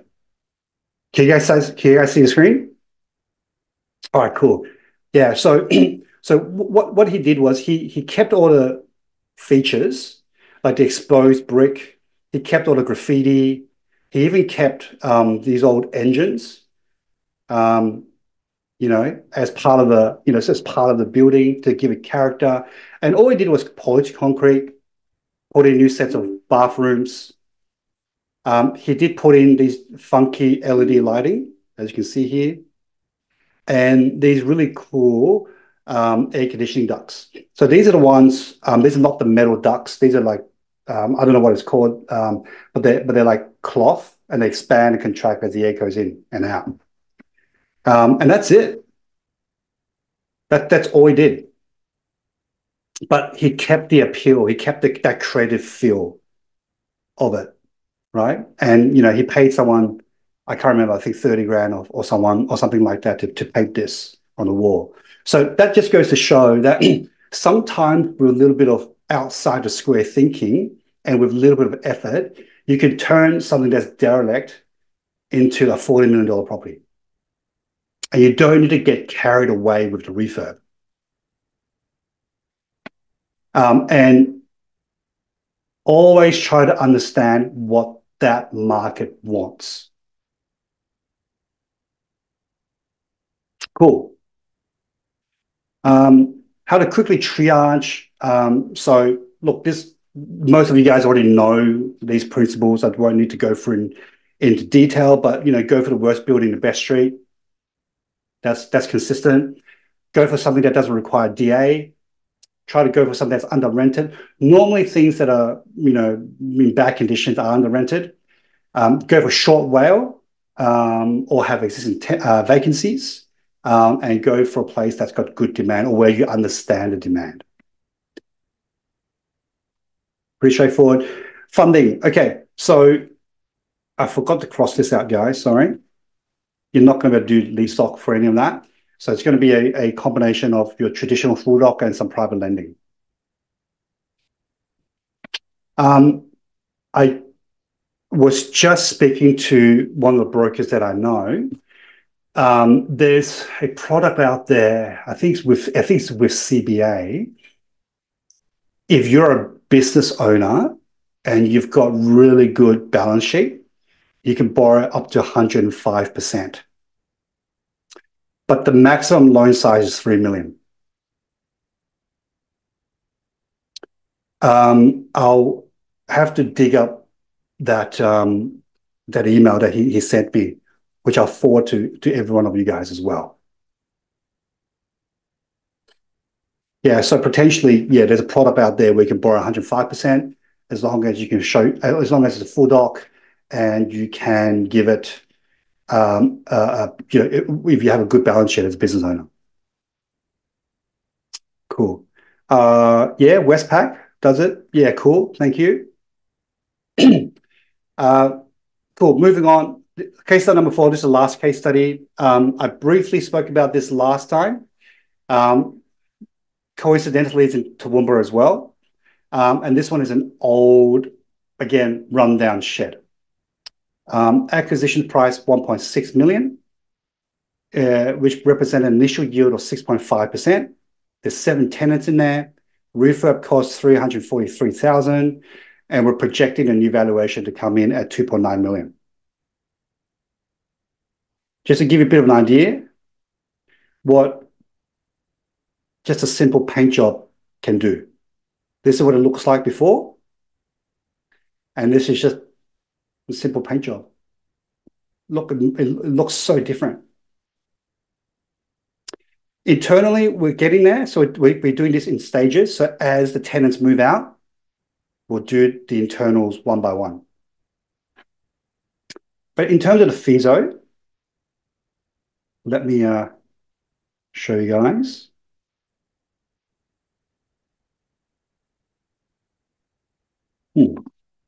Not sure why it's oh, cool, it's working. Okay. All right, let me show you guys this. Excuse me. So again, top line, that's the total building area, 1345, total land area, 1912. That was the passing rent at the point of purchase, $80 a square meter. The asking price was 1.65, reflected a 6.5% net yield. As we know, that is really, really under rented, as you can see from all the evidence, which I've shown you in the past. And this is all the sales evidence. Project feasibility. So for this particular property, we've adopted $125 to $135 per square meter net for the industrial space. A little bit less than James Street, if you guys recall, because this is a little bit slightly away from the center of Toowoomba. And so we end up doing a deal at 1.6. They wanted 1.65. We ended up doing a deal at 1.6. This is a tenancy schedule. So most of these guys are on short-term leases. A couple of guys on another, sort of 18, 24 months of lease. And there's a solar panel on the roof. That's why it's got this guy here on a long-term lease. But that's fine. This is going to shock you. These two tenants are paying $40 a square meter. How? Because they've been in the building for 20 years and the rent's never gone up for 20 years. How does it happen? I don't know, but it happens. So, but anyway, this is what we've adopted in terms of what we can achieve in terms of after refurbishment rental. $135 per square meter, which is going to give us a total of about $180,000 in rent. Applying cap rate of 6.5, to give us valuation of about, yeah, $6.8 million. This is what the refurb looks like. So this is what the feasibility looks like. Beg your pardon, 1.6 million purchase price, stamp duty, closing costs, consulting fees, 1.7 million. Again, assuming we're replacing all the tenants. So that's the leasing fees, that's the incentives, interest payments while we're holding onto the property. That's the total refurb cost. I've got the quotes here, which I'll show you in a second. Outgoings will be offset by some rental income. So total repositioning cost about 400 grand. So total project cost about 2.115 million. New valuation 2.9 will give us about 800 grand of net profit. Pretty good, right? So here's some of the summary. I won't go into detail, but we had all these costs up. Excuse me. Yeah, as you can see, pretty detailed scope of works, and so forth. This one, the deal is pretty straightforward. There's no delayed settlement or anything like that. It would basically, it was basically just settle, get the works done, and then as these tenants move out, we'd do the internals one by one. So we're anticipating it's going to, from start to finish, going to take about 18 months to do the whole thing because of the lease expiries. Cool. Any questions? What are you intending to have as the scope for the internal works as the tenants move out? Oh, yes, good question. Forgot to cover that. So treating the excuse me, the floor, the concrete, so just polishing up. The concrete is actually not in bad, the floor is actually not in bad condition. So polish it up. We'll probably replace all the sheeting here, but go all the way to the roof. So you've got actually proper separation. Repaint all the beams. Put in internal toilets. Oh yeah, forgot to mention, this complex has 7 tenants, but one toilet. One. Not one set of toilets, just one toilet. Okay, which is ridiculous. So men and ladies would have to use that one toilet. So the idea is put in, its own amenities, so own toilet and sink in here. Some new LED lighting. That's pretty much about it. Externally, as you can see, some more external lighting and just some CCTV as well. Oh, the big ticket item I forgot to mention is the switchboard. So the switchboard, really funny story. We're arguing with the owner about this because we're saying it's not compliant. And then the owner is saying, well, it is compliant. It was compliant when I first put it in 1970s. And I'm like, yep, it's not compliant now because it doesn't matter because it was compliant the day I put it in. I haven't touched it, so it'll stay compliant until such time you decide to change it. And he's actually right.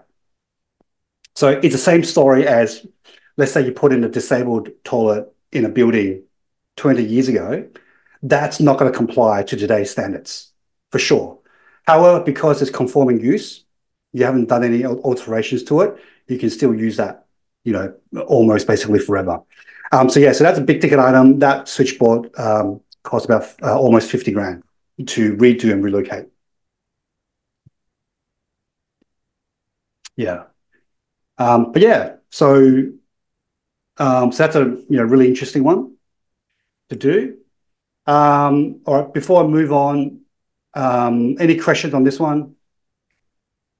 Any other questions on this one?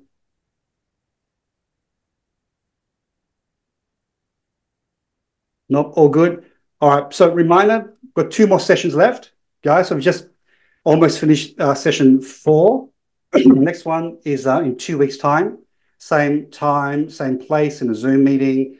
So we're going to talk about DA and flip strategy. And the last one is in 5th of June, which is the no money down strategy. All right, so hopefully these are in your calendars already. If not, please add it in. And just a few minutes left for Q&A. So any questions about anything that we talked about today? feel free to ask. Tim's got a question. How do you determine what the target market wants in a refurb? Really good question. You have to do two things. One is you have to speak with local agents and just get a feel for what people are trending, what people want these days, what sort of size, etc. And then the other thing is go look at the new builds in that market, because most developers would have done that level of research to produce a product that the market generally wants. Yeah, so go look at some new builds in that market and go talk to agents. The agents have the best source of information because they're talking to tenants every day. So they have real life feedback and real time feedback as well.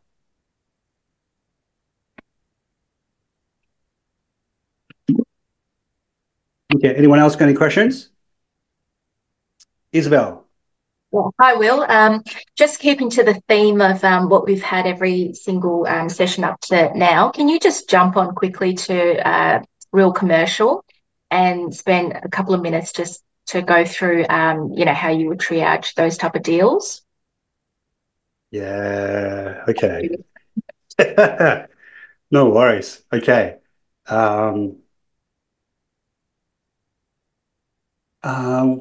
Where's a good place? Let me think. Do you want to volunteer a location?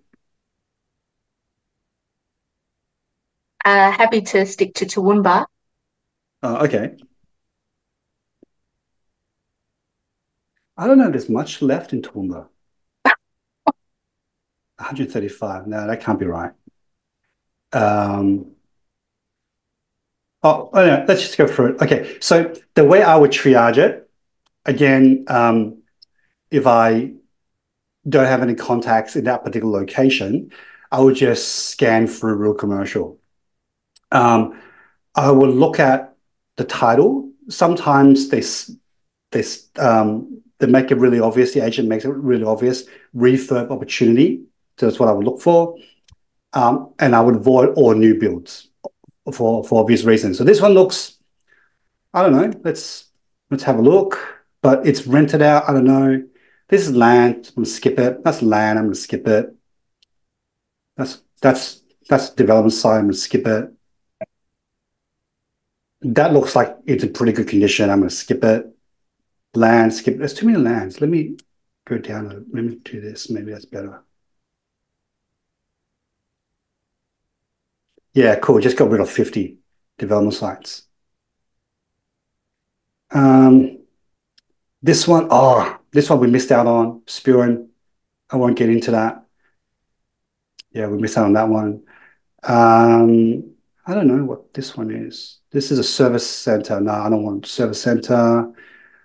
Iconic freehold. That looks like in good condition. I'm not going to look at that. Space with multitude of opportunities. I don't know what that means. Let's have a look. That's under contract, so no, we'll skip. Comprehensive industrial facility. That looks interesting. Outstanding development opportunity. So maybe that's a development site, so I'm going to probably skip it. That's under offer. Skip it. Land, skip it. Okay, so I've got 3 so far. Let's have a look. What is this one? Let's look at the photos. Just looks like a standard warehouse. Looks like it's in pretty good nick. Yeah, okay. I don't think this one, no. So see you later, that one. What about this one? Yeah, this looks like pretty good nick. Yep. Okay, how about this one? How about this one? I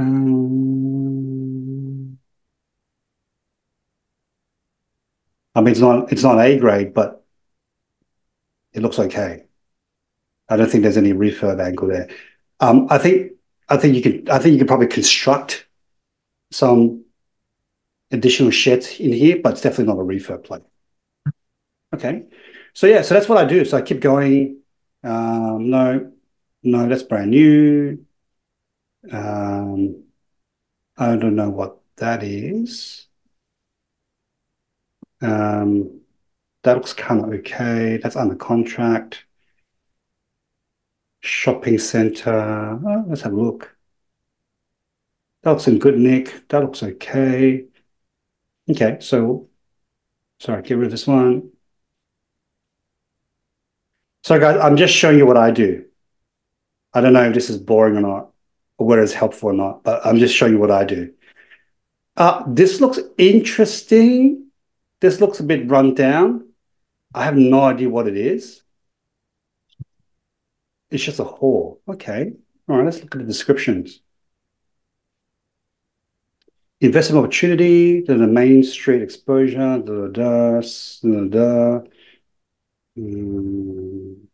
tenanted by appointments. I don't know. This is a maybe. This is a maybe. So I'll probably inquire on this one. This is a maybe. So what made it a maybe? Sorry? What made it a maybe for you? It made it a maybe because it looks old. And I think it's vacant. Yeah. Like that doesn't look very attractive to me. So maybe there's something you can do here. You can definitely change the shop front up a little bit, maybe. Maybe introduce some parking in here. Some proper parking in here. Maybe open up some of the windows here. Just little bits and pieces. Yeah, it doesn't look like it's been looked after very well. I can't see inside, so that's why it's a maybe. Yeah. Cool. This one, I don't know.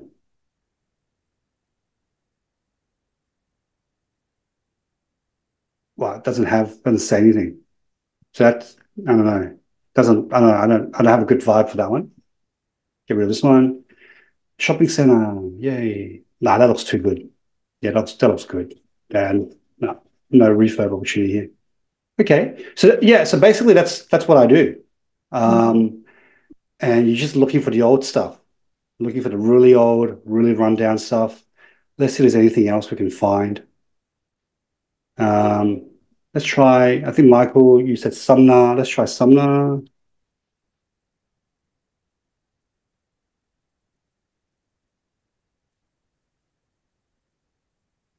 Get rid of office and large scale retail. Wow, didn't change anything. Okay. 15 Boren Street. I don't want to talk about that one. Sorry, guys, I can't talk about that one.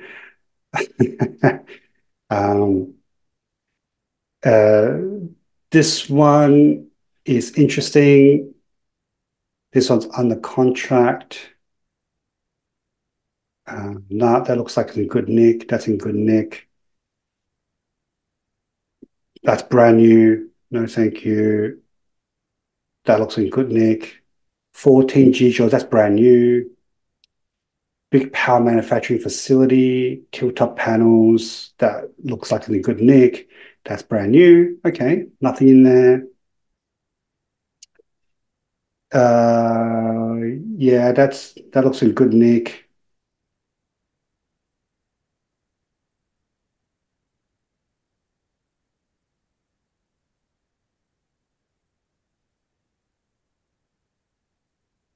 I don't know about this one. Oh, that's leased to 2029. So no, thank you. Brand new. That's brand new. That's a site. Construction commencing. That's brand new. I don't know about this one. We're gonna have a look. 17 miles rock. That looks like it's new. That's new. That's a site. That's a site. Cold storage. No, I don't think this one. This one's brand new. That looks good. Struggling to find anything in Sumner. 70s Mile Rock. I think this is sold. I think these are old listings. Yeah, these are old listings. I sold this one for 9.28 million. Yeah, these are old listings. Oh, maybe not. Let's have a look. This one looks okay. This one looks fine. How about this one? Oh, that's brand new. Sorry, guys. No good. What's this one? Looks brand new. Oh, geez. Yeah. No. No, look at that. Looks so good. Yeah. So, no, nothing. Nothing in Sumner for a refurb play. So, yeah. Yeah, nothing in Sumner for refurb play. Sorry, guys. Thanks for going through the process. I think it gives us a bit of insight to how you think. Yeah, no problems. Well, I'm glad that was helpful. So, guys, I just got one little favor to ask is that if you guys have, found this course valuable so far, I really appreciate it if you guys give me a 5-star Google review. If you guys can oblige, I would really, really appreciate it. So I'll send you guys a link via email. If you guys don't mind giving me a 5-star Google review, I think that'd be really, really helpful. Really, really appreciate it. All right. So cool. All right, guys. Appreciate that. All right. So if there aren't any other questions or requests, then we might just end it for today. Thanks, Dawn. I appreciate it. Cool. All right, guys. Thanks again. Thanks for the cool session. I'll see you guys in a couple of weeks, and I'll post the replay once it's available.